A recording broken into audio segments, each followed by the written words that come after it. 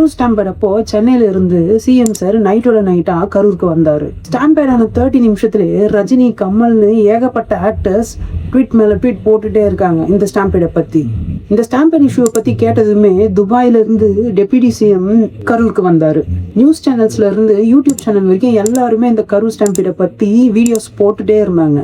சரி ரைட்டு, அவ்வளவு அக்கறை இருக்கிற நம்ம சிஎம்மும் சரி, டெப்யூட்டி சிஎம் அண்ட் ஆக்டர்ஸ் எல்லாருமே இந்த விருதுநகர் இஷ்யூ பத்தி அவங்க வீடியோவே போடல.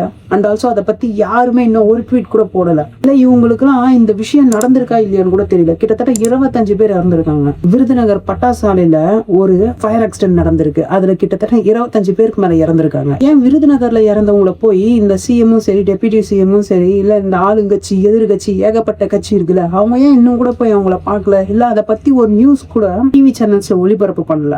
அவங்கள பத்தி ஒரு நியூஸ் கூட டிவி சேனல்ஸ் கவர் பண்ணல. ஒருவேளை கரூர்ல விஜய் இருந்ததுனால அந்த ஸ்டாம்பீட் நடந்தது, அந்த காரணத்துக்காக இந்த ஆக்டர்ஸும் சரி இவங்க எல்லாருமே போய் பண்ணாங்களா? விஜய்னாலதான் அந்த ஸ்டாம்பீட் நடந்துச்சு, அதனாலதான் சிஎம் சார் நைட்டோட நைட்டு போய் கரூர் மக்களை பார்த்தாரா? அண்ட் இந்த விஷயத்துல விஜய் இருக்கிறாருன்ற காரணத்துக்காகவே எல்லா ஆக்டரும் அந்த ட்வீட் எல்லாம் போட்டாங்களா? தெரியல. மேபி இந்த விருதுநகர் இஷ்யூல விஜய் இருந்தாருன்னா இந்த நியூஸ் பெருசா இருக்குமா என்னவோ தெரியல. இந்த விருதுநகர் இஷ்யூ பத்தி இன்னும் யாருக்குமே தெரியல. இது யாருக்குமே தெரியலன்னு நினைக்கும் போதுதான் இன்னும் கஷ்டமாவே இருக்கு.